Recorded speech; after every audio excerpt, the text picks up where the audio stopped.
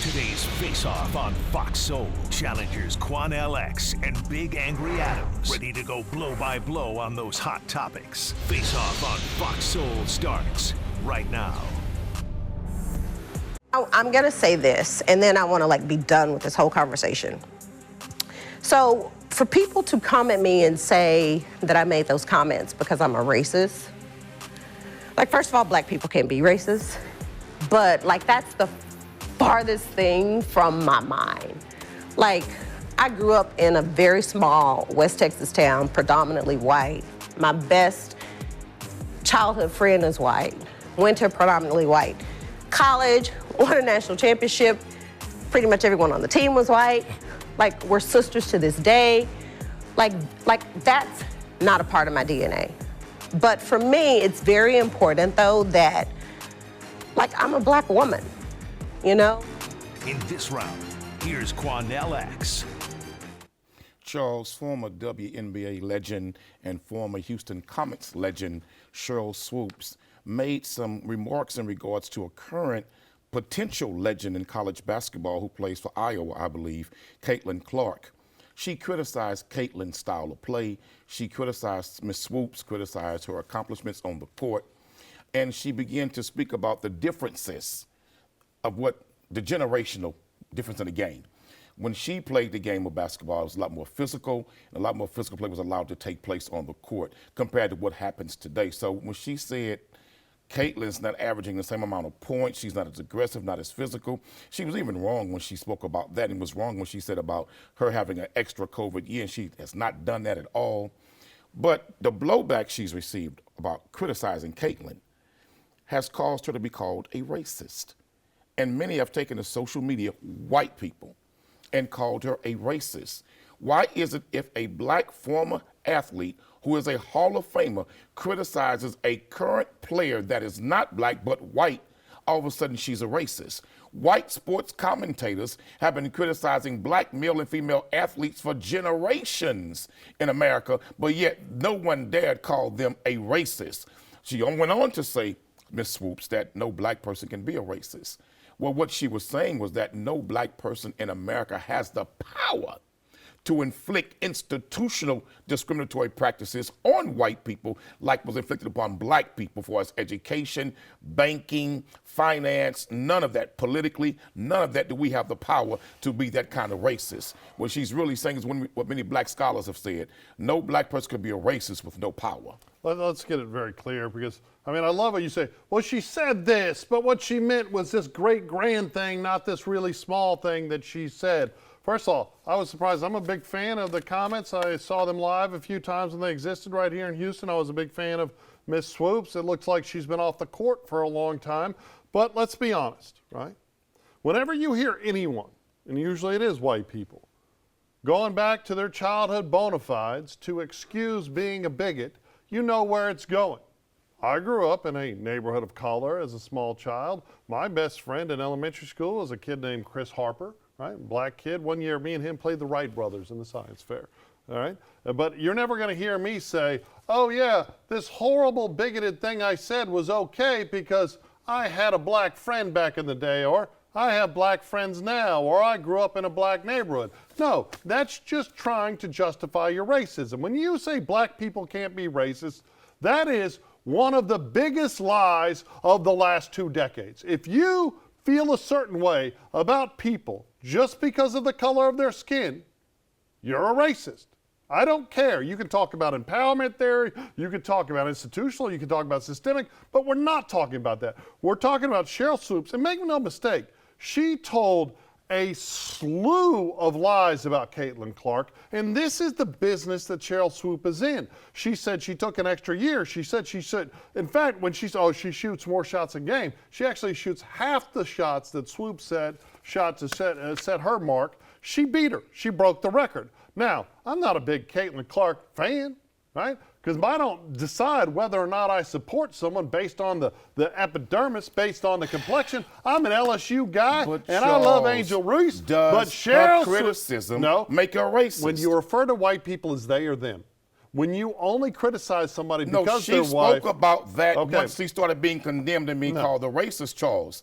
You have men like Bob Costas, who was criticizing plenty of black racists. athletes for generations as a sports commentator. No one's ever called him a racist. It comes Remember down- legendary Howard Cosell it and how he comes- criticized Muhammad Ali? Hey, look over there. Was he a racist? We were talking about this subject, but let's talk about this But subject. you cannot be a racist because you criticizing somebody the subject in the at very hand field is, that you played was in and was Cheryl a legend. Swoopes. Cheryl Swoopes goes on Gilbert Arenas' podcast. We're just the week before, I think the week before. And I'm not a fan of his podcast They at were all. talking about how they need to get white European players. They are openly advocating, openly criticizing, treating white basketball players holistically, talking about them holistically, and being a bunch of bigots. We've seen a number of sports journalists recently talk about Jokic, talk about Luka, and talk about white players generally as how they are this bad thing. Now, I'll tell you right now. There are a number of white Americans Hey. who are openly advocating for the NBA to go and pursue more white European players because they want the NBA and WNBA No, they to don't. be more racially diverse. Hey, nobody cares. Millions of Nobody white people cares. feel that way in You know America. what? You know what? No, That's not true. There's no head coach that cares. There's no owner. You know what? Everybody cares. That's you not know what, true. You know what? Everybody cares about in the NBA. You're going to say all winning. the owners.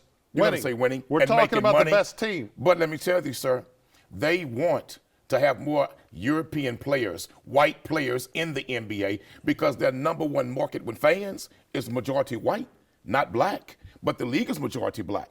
So why wouldn't you, as the owner, want to have more reflection of the fan base on the court? They want that. And So, it's not just basketball. I know, It's football, it's baseball. Here's the question at hand. First of all, who cares unless they're great? My top 5 players all time, all black, right? You ain't got no choice. What are you talking about? What white guy you going to throw in there? Well, people could argue Larry Bird. Larry who? People could argue Jokic. Larry Bird, who People couldn't fly. could argue a plenty You of couldn't players. put a penny on But his the feet when he truth jumped. is, He and was a I hell of a said player, my though. favorite. He was a hell of a But I'm player, not though. talking about A the best great players. player. I'm talking about But my favorite he's players not are that all top- black. he's not that Mount Because I Rushmore. don't. Hey, my favorite player is not even a top. The best player of all time, Jordan, obviously. Now, see, my you wrong favorite. again.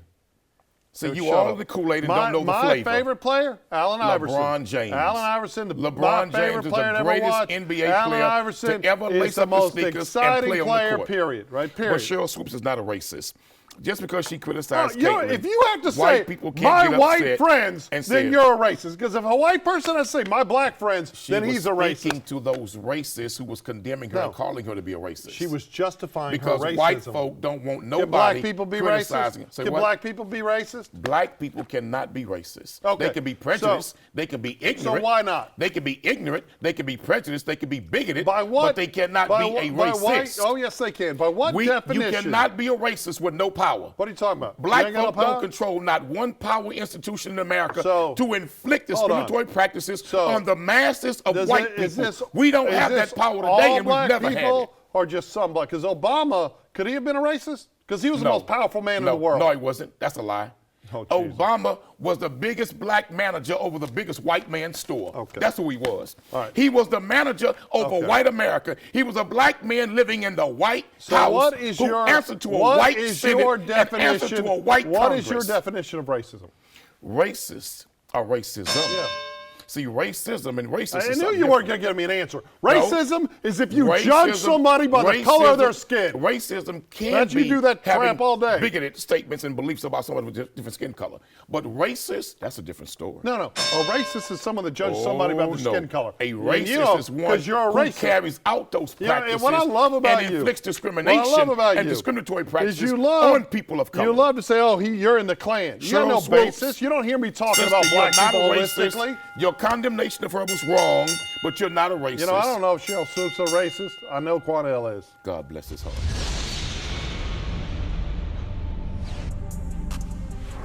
I will sing of your love forever. I will sing of your love forever. In this round, here's Charles Big Angry Adams.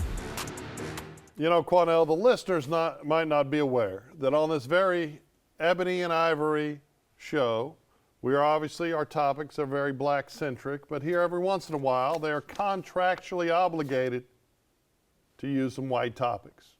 This, of course, is the whitest of all topics. Haley and Justin Bieber and her Irish actor dad, Stephen Baldwin, are at odds. Why? because in an attempt to get himself a little social media attention, because I guess the fame from starring in Biodome with Pauly Shore 3 decades ago is dying down, he posted about the need for prayers. And a family friend also talked about how they, I guess the evil, bad people of the world, are trying to keep Haley and Justin away from Christ, and how they're going through some troubled times. But I will tell you, family business is family business. And when someone without permission takes family business that they're only privy to because they're in the family and puts it on blast on social media, that's absolutely despicable. And young Haley Bieber has every right to be pissed off with her dad, because he ain't saying that, seeking religious attention, seeking prayers to help this young couple. He's saying it so maybe people will start paying attention to him again. It's absolutely disgusting, and it exemplifies the worst parts of social media. Hey, what about me? I totally disagree with you in your assessment Of course you do. Mr. Baldwin's motivation, because he is the father-in-law of Justin Bieber. Yeah. And he, if he wanted to seek attention, could have put something out there a lot more salacious and a lot more sensational if he wants attention. I applaud him for what he said, because he asked the Christian community, the Christian family of this nation and the world, to pray for his daughter and pray for Justin. And I want to encourage Justin Bieber and Haley to realize that Satan wishes to destroy all godly relationships. The scripture teaches us, whatever God brings together, let no man destroy and take under. Well, that's what Satan wants to do. So Justin and Haley, if your father-in-law and your father is saying, pray for y'all's marriage, pray for your unity, pray for your strength, and he asks for wisdom, godly wisdom, and to draw you near and closer to Christ Jesus. I'm sorry, Haley, I'm sorry, Justin. That's exactly where Satan don't want you to be. But if you draw closer to God and you draw closer to Christ, you can overcome any evil, any demonic force, any problem that you two may be going through together. Do not allow Satan's influence, his demonic demons, and his demonic lieutenants to separate you from the love of Christ Jesus. No, let it draw you closer, and I'll guarantee you, you'll overcome your problems. What does any of that tirade, right, and I don't disagree with most of it, what does any of it have to do with a father engaging in what is the equivalent of an attention-seeking selfie with a superstar on social media?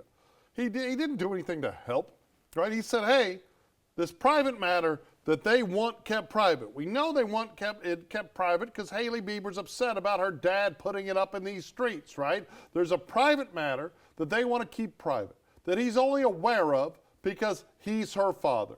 That he decides, you know what, hey, maybe I can, because really the algorithm, social media, that's big business, especially for fallen stars like Stephen Baldwin. And I don't think that has anything to do with it. For has-beens like Stephen Baldwin. Because he could have did something way more salacious to get attention than to could've. ask for those to pray for his family that they come closer to Christ Jesus. Could have done something worse.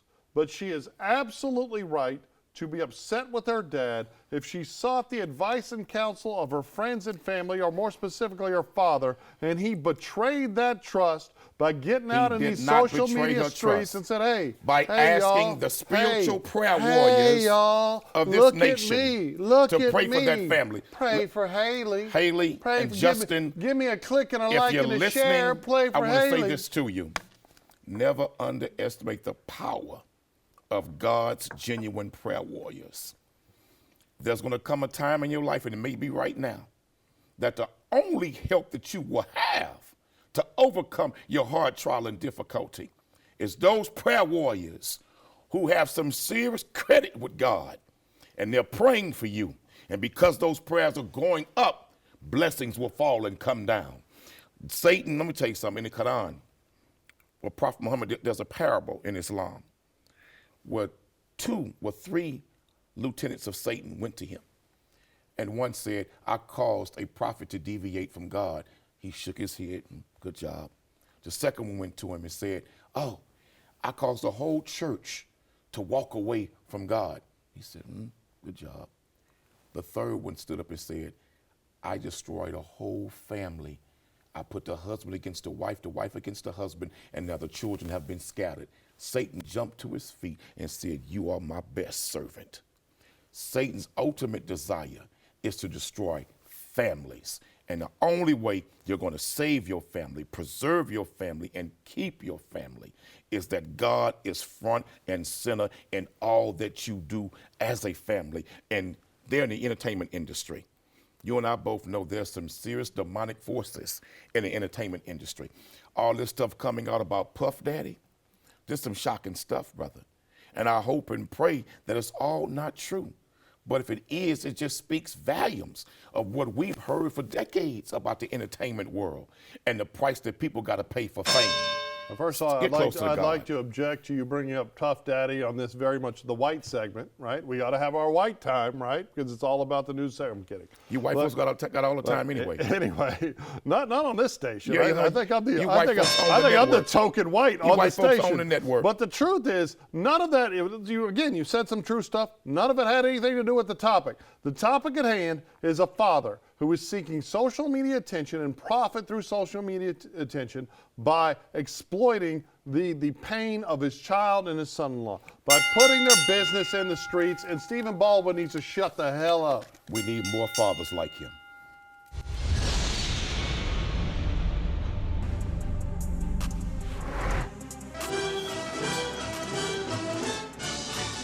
We being attacked by Hottentots! Aye, aye, sir. Cheesy devils! In this round, here's Quanell X. Charles, a lot of people are upset and concerned, mainly white folks, that Mary Poppins is going to be sensitized. No longer will they use the term Hottentots, which references a Southwest African tribe that was colonized, conquered, enslaved, and killed by European white folks. And the term Hottentots is nothing more than a term code language for Negroes, niggers. And so the man says we're attacked by Hottentots. So they're going to take out that racial slur and remove it and put something better in its place. I don't see why white folks are upset by that. In fact, a lot of these old historical plays, Mary Poppins, Little Red Riding Hood, all of those plays have racist tropes in them. Tom Sawyer, Huckleberry Friend, they all have these racist tropes in them. So I think it's time that we go back and clean up many of these plays so our children, black children, brown children, won't be asked to celebrate and write book reports about these type of plays that have no respect, zero respect for their culture and their people. I think it's a good move. I applaud the British Board of Film Caucasians. The British Board of Film Caucasians. You know, rarely do I sit across this table and think, Jesus, he's saying a bunch of stupid stuff, right? Rarely, because you're an intelligent man, right? But sometimes you start talking and I'm listening and I'm paying attention. You know, I don't see like you pay attention to me, but I pay attention to you. And the gibberish coming out of your mouth sounds like just the insanity of some of the cartoon characters in some of these Disney films. First of all, they're talking about the movie Mary Poppins, not a play. Although there have been plays made, they're talking about the movie. I don't believe they're changing the language. Instead, just the British Board of Film Classification is raising it and saying Mary Poppins isn't suitable for children. One of the greatest children's movies of all time is being called not suitable for children because a minor character, when looking at the chimney sweeps dancing on a rooftop in the distance, refers to them as the Khoi people, which was an African tribe that the British Army battled with apparently sometime in the, no, they had wars. There was Genocide. a war. I don't disagree that it was that the British were the wrong ones in the war. I agree 100%. But the Khoi people were referred to as Hottentots. Nobody knows what that means. There's nobody, most people in Britain don't know what it means. There are a lot of people who know what it means. No, they don't. And there are a lot who don't know. You absolutely only know what it means because you read it. There's a lot who do know. But this is the truth. The truth is that there are people that are straining to find anything to be offended about so they can get a little damn attention. This is a child's movie. But then you went further. Then you started talking about Samuel Clemens, who wrote his books under the pseudonym Mark Twain, started talking about Tom Sawyer and Huckleberry Finn. There is some profane language in Tom Sawyer, Huckleberry Finn, but anyone that takes the time to read either of those books, right, and not just assume things and say ugly things, would know that both of those books, they seem like they're children's stories, but they weren't. They were indictments on the horror that was American slavery.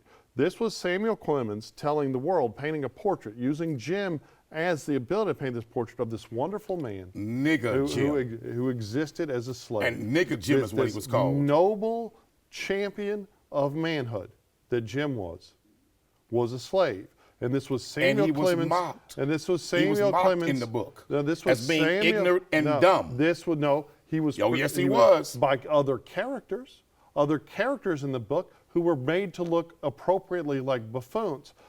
Huckleberry Finn was an indictment on racism and an indictment of slavery that was written in a language to make stupid Southerners understand how awful, and at the same time, made slavery mockery was. of black it characters absolutely did in the book. Jim was the greatest character in the book. Oh, no. Huckleberry Finn was a bad was kid. the greatest No, character. he was a bad Huckleberry kid. Finn in school, Huckleberry Finn was the hero, not Nigga Jim they called him. No, it was not. If you would take the time to actually read the book. I wrote a book report on it as a child. Just because I wrote a book report as a child. Just because you got the Cliff Notes down at the library. And Look, let me tell you something. There's no one that has a lot actually of these plays read, and books there's no are one not fit that for has black actually children to be read reading right reports on. Huckleberry Finn and thinks it is an indictment of Jim. Would you want your Jim children is to the write hero. a report of a book called The Cracker Sluggers of America? If the Cracker Thieves of America. Well, first of all, it was the just, Cracker Land Robbers of America. It wasn't of called America. that. It was called Huckleberry Finn. But wait a minute. Yes, what do we get one called the Land Barons of America?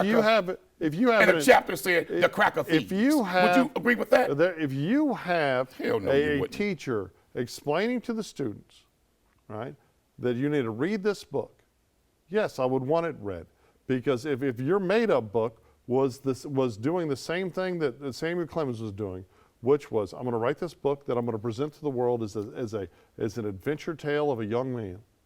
But the truth is, this book is explaining to the world in the simplest possible fashion how horrible racism is and how horrible slavery is. And white folks would protest that book as critical race theory. They would protest that book and protest that teacher as pushing a liberal agenda and as critical race theory. Because white people do not want white children to truly know the truth about history of this nation in a classroom in this nation. So you don't want, they don't want them taught the truth. So it's called critical race theory when that happens. Huckleberry Finn, which paints a portrait of the true horror of slavery, you're the only one that wants to burn that book. You're the only one people did. I didn't say burn it because you didn't read it. I said teach it correctly. It is. I didn't say you burn said it. get rid of it. Teach it correctly. You said get rid of it. If we're not going to clean it up, get rid of it. Clean it up. If we're not going to teach you the can't truth clean of it, up. get rid of it. What is it you want to clean up? The same thing I want to clean up in the Star Spangled Banner. Okay, so the Star Spangled Banner this racism actually had that eliminated and the pledge too. That racism that's in it. The eliminated version of the Star Spangled Banner was absolutely racist, but there was nothing racist about Huckleberry Finn. Huckleberry Finn was making a case to the world that slavery was awful. That slavery was evil. And you ain't never read the damn book. You brought a book report on Cliff Notes. Huckleberry didn't do a damn thing, and no other Huckleberry with him did nothing to help But what I love is you're complaining about bigotry, but you're talking to white folks, white people don't want white children. You can't talk about white people generally, just like you can't talk about black people generally. Mary Poppins is a great child's movie, and Huckleberry Finn taught the white people of the 1800s that slavery was disgusting. I'd rather read about Shaniqua first. Go read a damn book. I did not expect to be talking about Mark Twain this evening. It wasn't on the topics. And while I think Mary Poppins is a great movie, I care far less about it than I do about Huckleberry Finn. Huckleberry Finn has found its way on lists of books that should be banned and burnt and removed from shelves. And it's insane, right? When Mark Twain or Samuel Clemens wrote under the pseudonym Mark Twain, Huckleberry Finn, his entire agenda was very clear. He took the figure that was Jim, who was the slave, and he created this fictional character and showed how incredibly intelligent, caring, and concerned and noble he was, and how important he was to Huckleberry's life, this wayward, bad kid, and how he stewarded him to right from wrong. And in making that book, the whole thing was to try to tell white Southern America, right? Because remember, North America, the northern states, they'd already rejected slavery and realized for years and years how evil that institution was. But he was making the argument to Southern America in a book that they could digest, right? That the idiocy and evil of slavery needed to stop, period. Cheryl Swoopes is wrong. If you judge people by the color of their skin, I don't care how many white friends or black friends you had as a kid, if you judge people by the color of your skin, you're a racist. I believe it's absolutely important that we as African Americans begin to demand that many of these books that are required and mandatory reading for our children in America's classrooms to be done away with. Many of these books make black children feel inferior and make us believe that we made no serious contributions in America unless we were picking cotton in Texas cotton fields up. We should do away with that because white people would never allow that to happen to their children. In fact, they don't even want the truth taught to their children because when it happens, it's called pushing a liberal agenda of critical race theory. Mr. Bieber, and to your queen, Mr. Bieber, and to Mr. Baldwin, I have no problem with you asking the country and the world to pray for your family. Do not allow these demonic forces, these demons, to make you feel embarrassed or less than spiritually human that you're supposed to be and should be by asking fellow Christians in this country to pray for your family. Satan don't want us praying. Satan don't want couples praying. But there's an old proverb that says a couple that prays together stays together. Continue to pray for one another, and let's surround them and encourage them in prayer.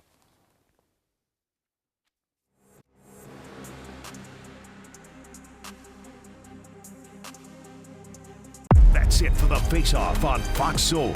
We'll catch you next time.